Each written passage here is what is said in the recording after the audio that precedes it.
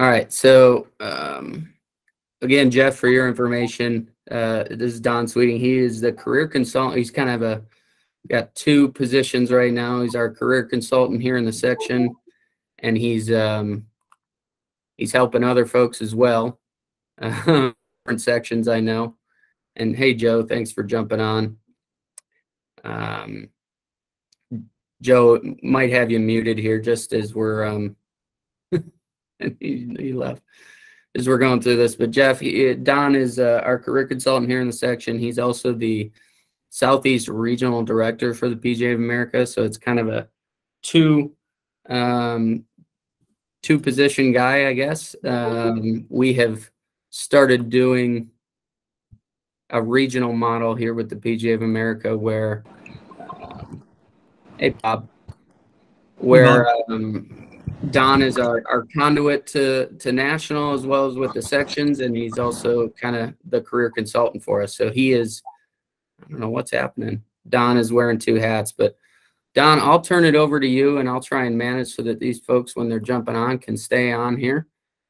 Yeah, well, they're probably clicking on Michael's latest email, so that's okay.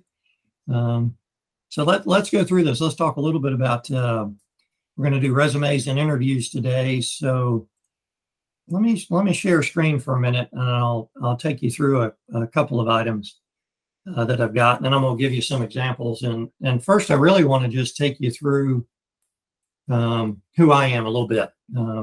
I've got a business degree. I've been in operations for almost 30 years, hosted some tour events along the way, worked for Club Corp for a while as a regional manager, and then became the executive vice president of golf and club operations at Pinehurst. Was there for quite a while, and then joined the PGA about almost 8 years ago now. And I've also on the board of directors for the Carolinas PGA, and heavily involved in the first tee of the Sandhills. Kind of got the junior golf program started, and then it turned into a first tee chapter, which was awesome. And I'm close to Augusta. I'm actually in Aiken, so that's a little bit about me. I like to have a couple of quotes as I'm going, and I like this one. If you don't have a goal for a new position or to better yourself, then you're never going to get there. So that's really what this one's all about.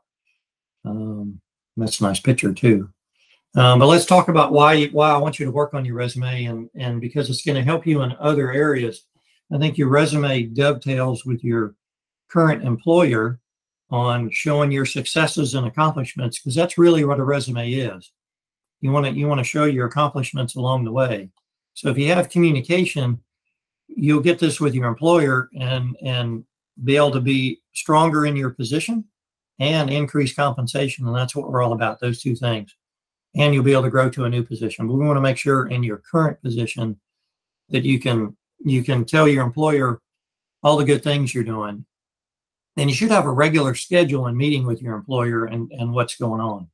So, and there's many ways you can communicate. I can help you on that. This is really about resumes and interviewing, but I wanted to talk to you about at least mention communication and how important it is to make sure your employer knows what you're doing.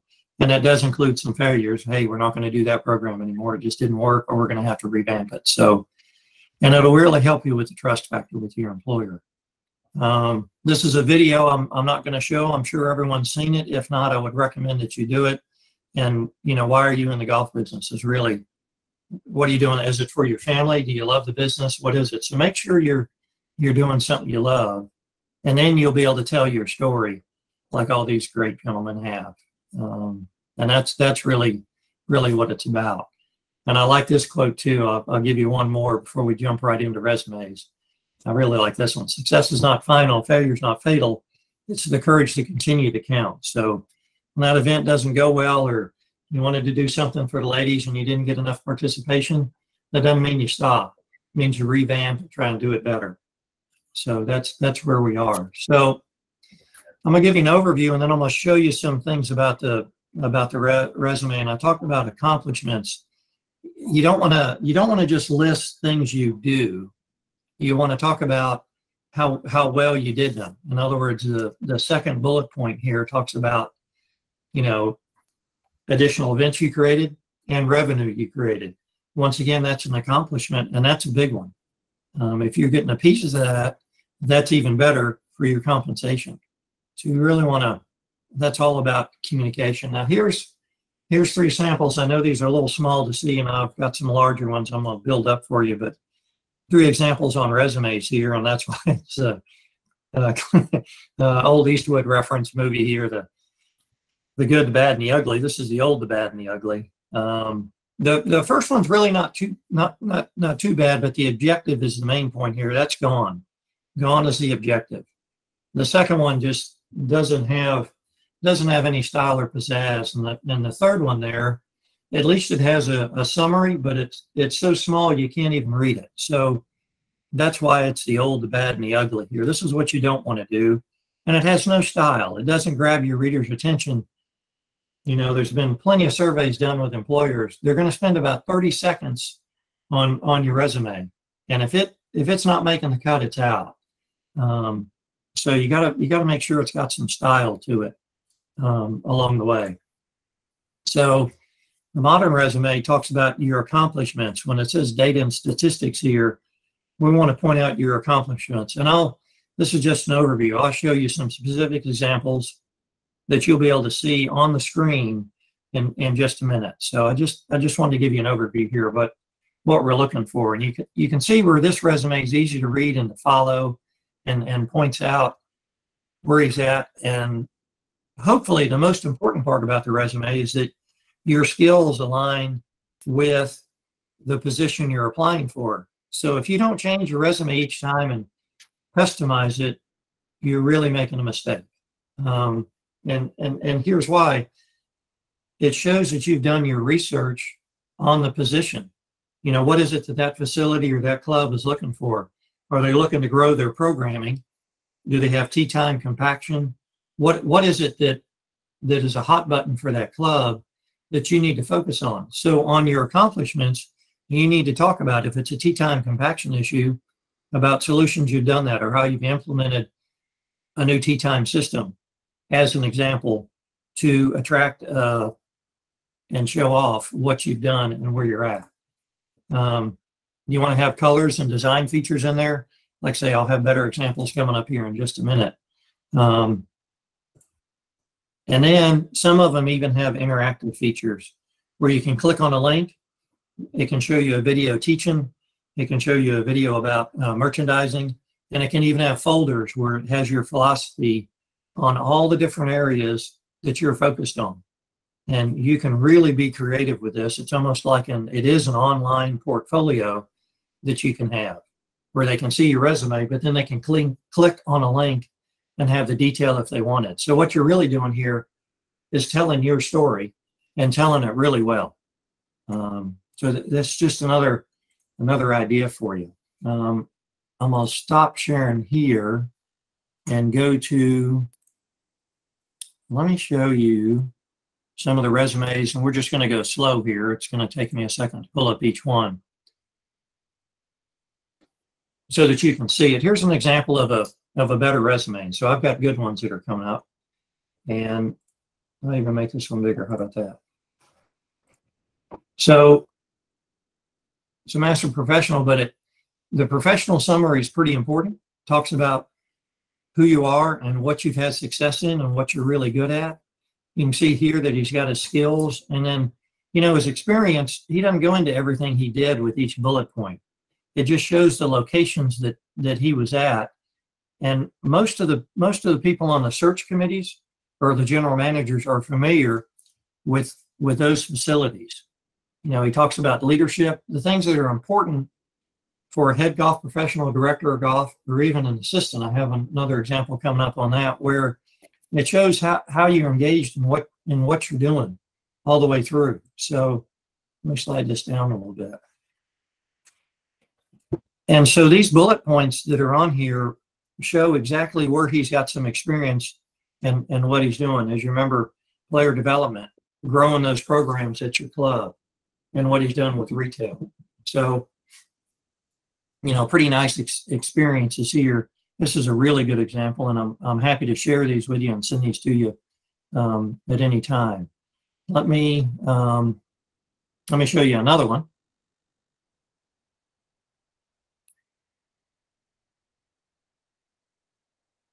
Now here's a unique one. I don't know that I'm a fan of this, but I didn't want to show it because it is something special. If you think you can handle it, and please call me before you do something like this. It's called an infographic. It's all about graphics on the resume. And if you think you can handle this, I think this may work well for some assistant professional positions or people that are applying for those. I don't know if this will work for a director of golf, and it certainly wouldn't work for a general manager position. But it does grab your attention. It shows a timeline of what he's doing. It would probably work well for a teaching professional, shows what he's done because he doesn't have to go into his teaching philosophy, but he can also have links on here to do things. So this is a pretty cool infographic resume if you wanted to see something like that. Let's go back to another good one that we have here.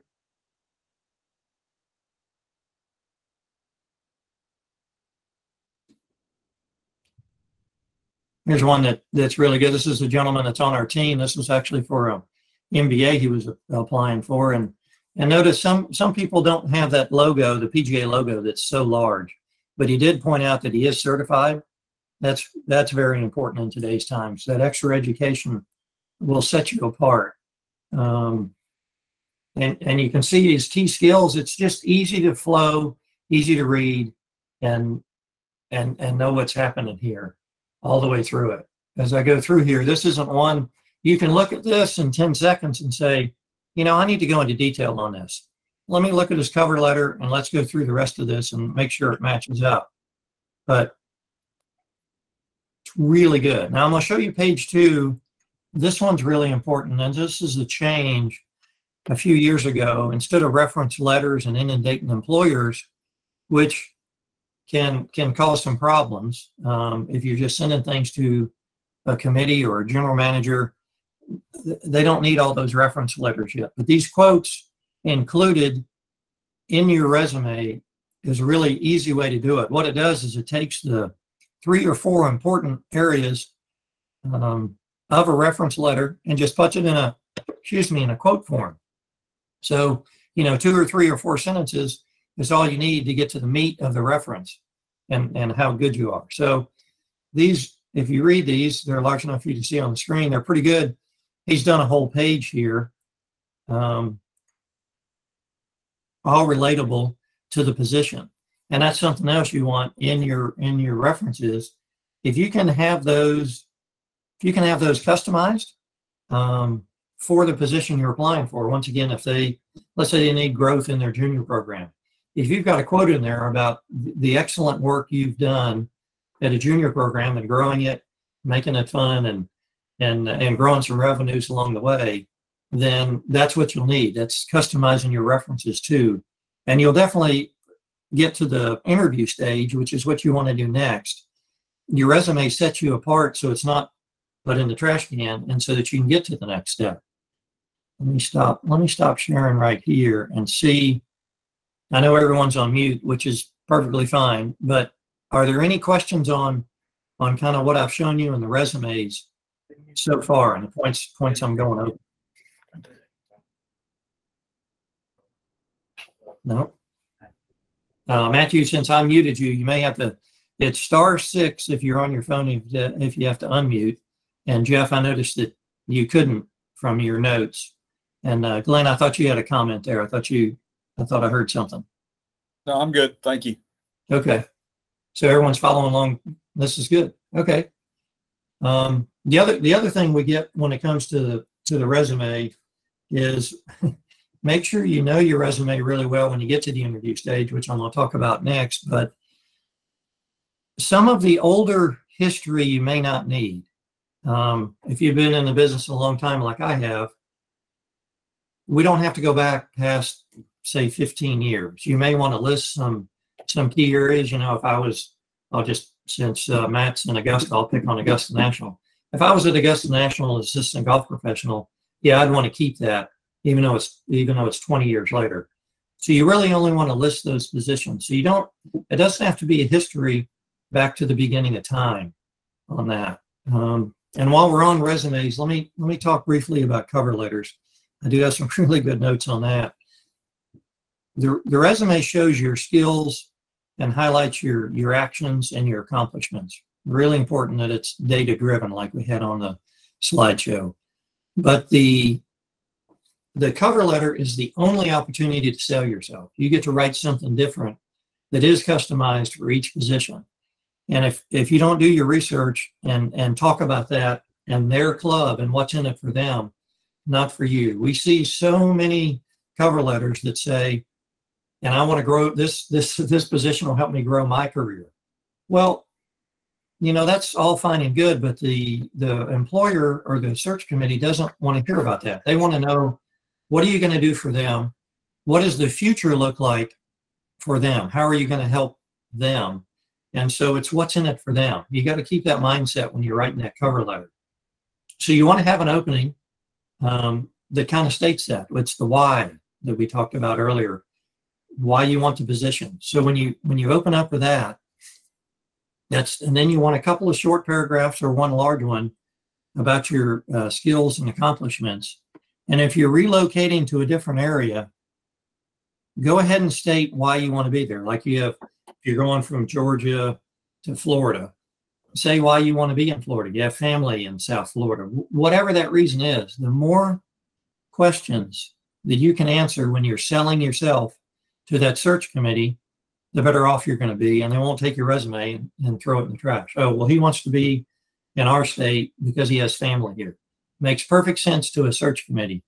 But if you're just trying to move to California because you think you want to be there, they're not going to waste their time in figuring that out.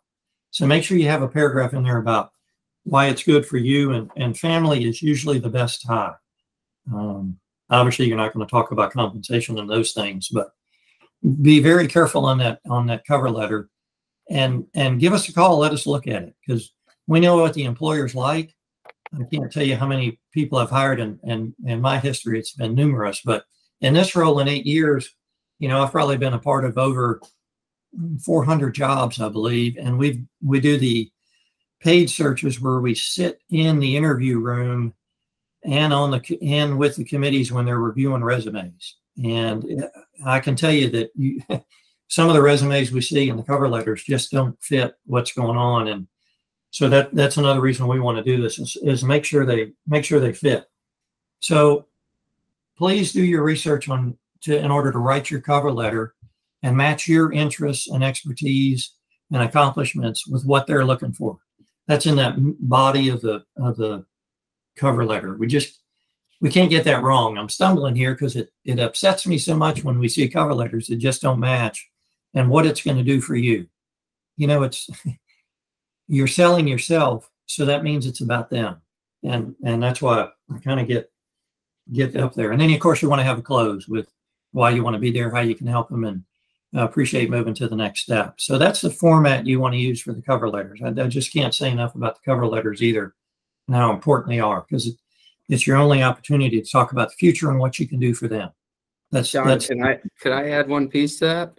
Yeah, absolutely. I think what you're talking about is perfectly said, but generally when someone's posted a job, and I know sometimes assistant golf professional positions or HP jobs or what have you are a little different, but generally they're posting that job because they're looking for, someone didn't work out before, someone's moved on, or the model of their business has changed.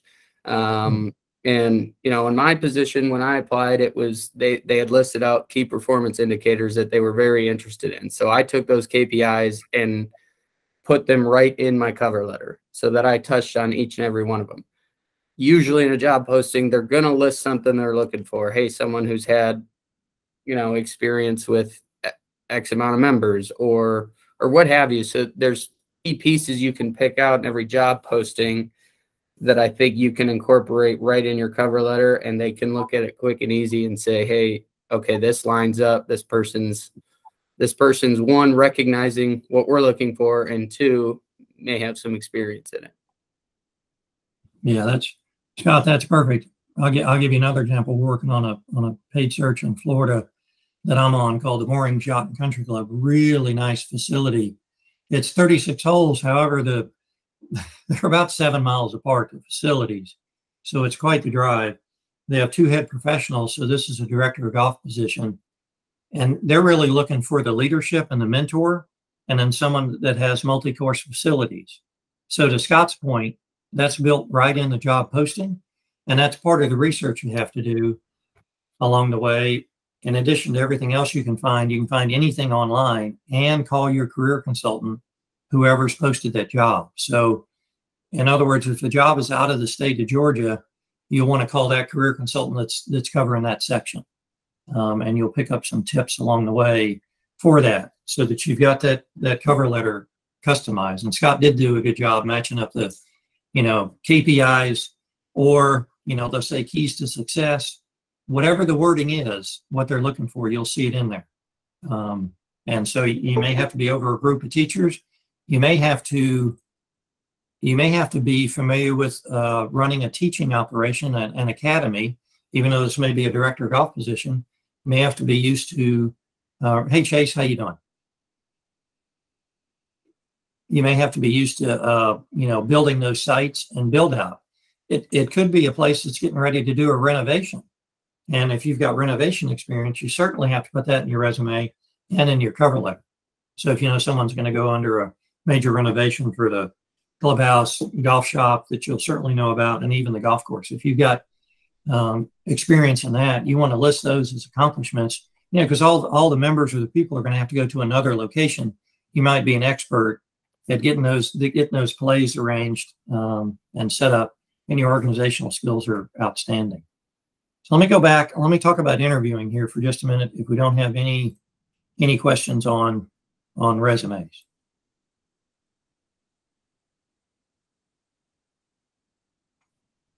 So let's go back to this one. There we go. Now let me go this way. My fault.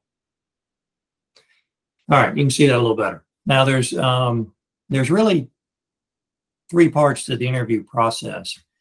This one-way interview process we used to use just before COVID started. So we've been on it for about 4 years, along with some others. But it became really popular during COVID. And I'll tell you that the one-way interview is the most difficult thing you'll do. A 2-way interview, you got interactions. You can see the style of someone. You can see if they have personality. You can see if you're putting them to sleep. You can tell if your answers are any good. But the one-way interviews is you and only you. And usually you're looking at a white dot for your camera and or yourself in the picture screen. So it becomes very difficult when you have a question that comes up on the screen. You hit start, it goes away, and then you have to answer the question. And sometimes there's only one take. And unless you're a movie actor, it's really hard to do things in one take. We've changed our process where we're doing multiple takes. But even with that, you still have to organize your thoughts. You'll have 5 or 6 or 7 questions. We try to encourage the employer not to do any more than 5 or 6. Some employers, we've had up to 8 or 9. And it really becomes difficult to answer that many questions while you're on the spot. And the answers are also timed. You'll have anywhere from 1 minute to 3 minutes to get your information out. So you have to be very concise and know your material, answer the question, and then get to it. So let me talk a little bit more about this specifically. And the reason I have research on here is I want you to go online and look at some interviews, especially one-way interviews. Get all the tips that you can. I'm going to obviously review some now, but see what's out there and see what you're missing, because it's really something. And I'm more than happy to do individual coaching and show you some answers that could have been better. But Spark Hire happens to be the company we use. There's a few others that do that and record them. Some people you can even use Microsoft Teams and Google Meet to do a one-way interview. But I just wanted to let you know that the one-way interviews have been a wave of the future since just before COVID. And if you think about it, it's really an extension of the resume. We usually tell the employer not to eliminate people from a one-way interview if they blow it and the resume is really good and they have the accomplishments, because they're just that difficult. We actually try not to show one-way interviews to the employers unless they really ask for it. We try and get them to go to the 2-way interviews and let us, if we've one of the last jobs down in South Florida at Bend Pine, we had like 100 candidates. So it helped the internal committee that we use reduce the number of candidates for that based on a resume and a one-way interview. Because you can gain some knowledge from a one-way interview on what their style and personality is like, even though they may freeze up and not have any personality. They may not smile, they may not be enthusiastic about that question. And, you know, you're going to blow an answer once in a while. You're not going to give a specific answer to a merchandise question. What's your cost of sales? Well, I don't know. You know, you're not going to say that. But if you don't know what your cost of sales for hard goods is 85% and for soft goods is 65%, get that answer out and then tell the story about why it is what it is. You know, it might be 95% in hard goods because you decided that it's a service and not a profit margin. Whatever that short answer, concise is, make sure you get it out there so that it works. But I wanted to let you know that the one-way interviews are difficult and you need to prepare for those. You need to practice those. Not that you want to be stiff and rigid, but you need to know your material. So you want to anticipate the questions and then be ready because you're not going to have them otherwise. Anyone on the call, has anyone done a one-way interview? Oh, yeah. And Yep. So Glenn, oh yeah, that didn't sound too good. What do you think? You want to provide a couple of comments here? Well, try to prepare. Did research on the facility. The questions that were posed weren't what I was prepared for. So my question would be to you, Don, if we're getting ready for one, should we give you a call to ask you, you know, a little heads up on what type of questions we should be preparing for? Yeah, absolutely. And actually, some of those questions are online. I did some more research this week on that. And some of the same questions that the employers use are online. Now, obviously, they're going to be a little bit more specific for their facility on those hot buttons we talked about, like they want to improve the junior program or ladies or just programming in general. They may ask, you know, what has your success been in growing junior golf and ladies golf? That would be a common question for those facilities that are looking to do that. Some of the other questions are related to leadership style. What's your leadership style? How do you attract and retain and grow staff? That's almost always going to be on there. There are some simple ones on there. Why are you applying for the position? So, you know, make sure you have those answers in. And remember, it's not about you. It's about what you can do for the facility, and it's about them. So yes, Glenn, the short answer is yes. Please call your career consultant. They can lead you in the right direction for those Spark Hire questions. We can't give you the question, obviously, but we can lead you to, you know, 6 or 7 topics that we believe that's going to be on there. Don, you know, correct me if I'm wrong here, but obviously I went through this going to this position, and I've talked to others who've gone through it. I don't want to say it's not about how you answer the question. I think it is.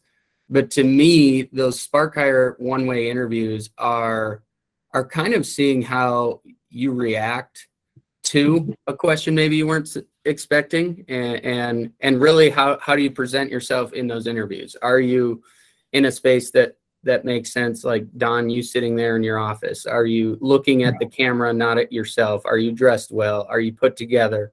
And, you know, if you have a question that's you're not expecting, it's how do you respond and are you answering the question? It's okay to, I think, in real time to not know exactly how to answer something, but are you putting the effort forth and giving a sentence back or an answer back that shows you're trying to do it? I think really that's just that one-way interview is the first time for them, for the committee or whomever, to see you and put a face to a name and say, okay, are they put together and things like that.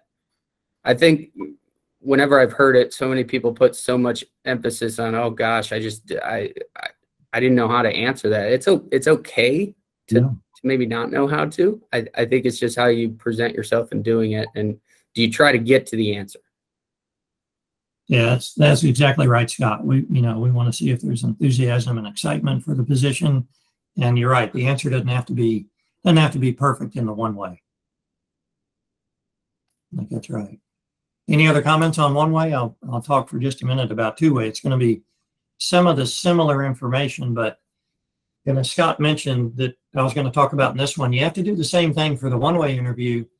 Like today, I would normally, if I'm in my office at home today and not traveling, I'd have on a golf shirt, but at least I wanted to put on a dress shirt. Usually I'll put on a tie, but it's so hot out. I was going to do a jacket, but I didn't want to start sweating. So make sure you dress the part. So treat it like it's an in-person interview, whether it's a one-way or a two-way interview, and let your personality come out. They're not hiring for the head professional and director of golf. They're the celebrity at the club. Let's face it, they are. Everyone wants to be around the golf professional. So make sure you have a personality, even if they do need an administrator and someone that's going to, be in a leadership role and do a lot of reports if it's a large facility where they expect that, but they still want that personality to come out. So when there's an awards dinner, awards being presented, and you're there, there's a little style. There's a little format to that. So, make sure that comes out. We talked about anticipating the questions a little bit in a one-way interview, but same thing, at least you can have the answers and see the reactions. If you're going down the wrong path and you can think quick on your feet, you can always follow up and provide specific details. You can say, in some cases, we've had people say they were not allowed to provide financial information. For example, when there's a financial question, could be, they may not answer the cost of sales or how much revenue did you do in your shop on hard goods and soft goods. Sometimes the answer is I'm not allowed to provide that information, but let me talk to my general manager and figure out how I can give you that or give you a range. That I can tell you it's in excess of $400,000 or whatever it is, so that they know you're serious. That's another way you can get out of some of those questions, but you want to anticipate those. So it's an interaction back and forth, and don't be afraid for it to be an interaction.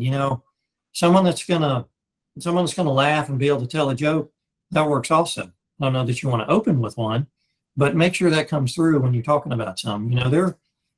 When you're at a search committee, they're real people too. They're members. They care about their club. And look at it from their position. Just as you interview people to work at your facility, what do you want to see when they come in the door?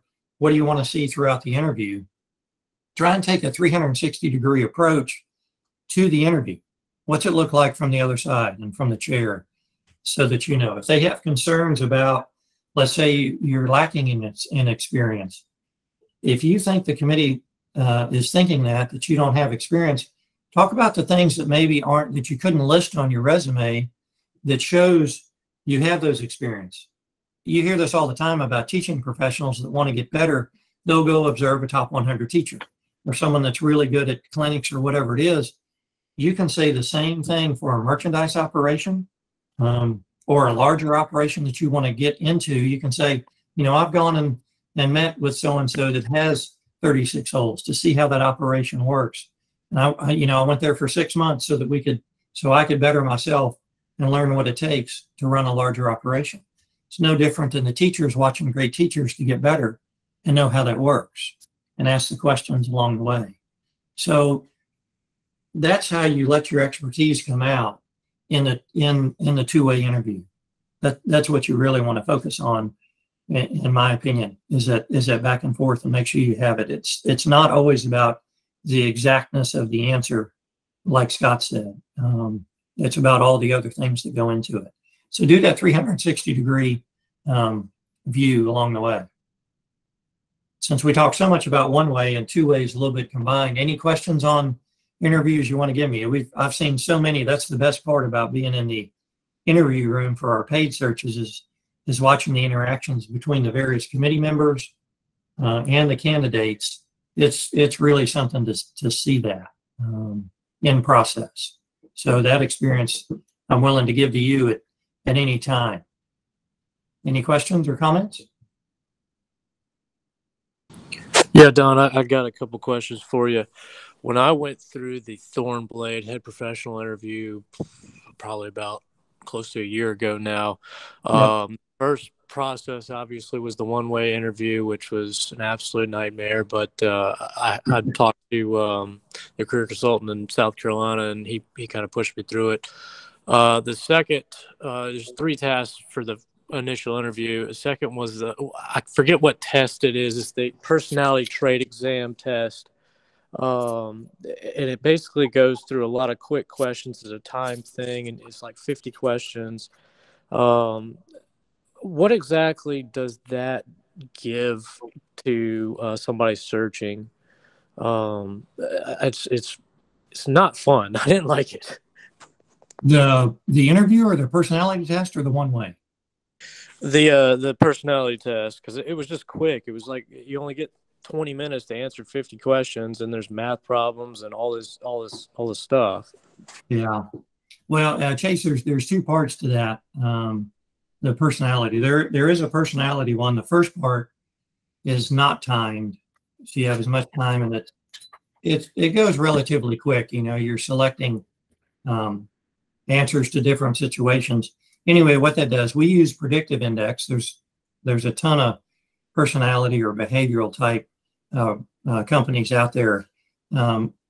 Within Predictive Index, there's 17 profiles, and they're broken into 5 categories. And most of the golf professionals fit into the social profile. There's 5 profiles that fit into the social category, and those are the ones that usually fit in a golf professional director or golf role the best. Whereas for the general manager position, they're more in a strategic profile. There's 3 of those that work really well. And it's, to be more specific on how the committee uses it, it provides questions for them to ask to make sure that you can be a fit in that role. Let's say there's also, in addition to strategic profiles, there's some that I'll call them accounting profiles, but they're called analyzers. And so there's about 3 of those. And that would be someone that is used to sitting in an office, not dealing with people, and just, doing book work. Nothing wrong with that. We all need our data for certain. But that may not be the best personality or behavioral profile for a head professional or director of golf that has to be in the spotlight all the time and be the celebrity at the club. So it just gives an outlook. Now, it doesn't mean that they use that 100%. It just gives them an outlook to ask questions of that candidate in those areas. But as you probably know from your own experiences, there are plenty of accountants and statisticians that have great personalities that can fit the role. So we make sure the committee members know that and understand that. So it's really about the right type questions for those candidates to go down that road and make sure they're a fit if they have a strength in a different area in those 5 subsets. Now, the second part you asked about, now there is a cognitive part, they call it, and it is mainly math type questions, and that one is timed. You have a limited number of times, and that just sees how quick you process information. It's not an IQ test or anything like that, and we don't even give that to them. We don't even offer that. But it does give us insight into how quick you process information, but we don't use that. Does that answer your questions on the behavioral? Yeah. The cognitive was really what I was, most curious about, because I probably only answered 27 out of the 50 questions, and I felt kind of like failed because of it. It just, you kind of want to get them all right, and you're taking your time, and realistically, there ain't enough time to do it. Yeah. Well, I've taken it when I got this job 8 years ago, and you answered more than I did. So I wouldn't worry about that. And if you want offline, I can actually pull your results and we can review it if you wanted to. Yeah, actually, I'd love to know that, because I don't think I ever gave me the results or anything like that. All right. Yeah, happy to do that. Just send me an email. We'll get together next week, and I'll shoot that over to you. We're getting close to the close here. Any Any other last minute questions? I know we're supposed to be done in 2 minutes, but I'm sure we have time for a couple of questions.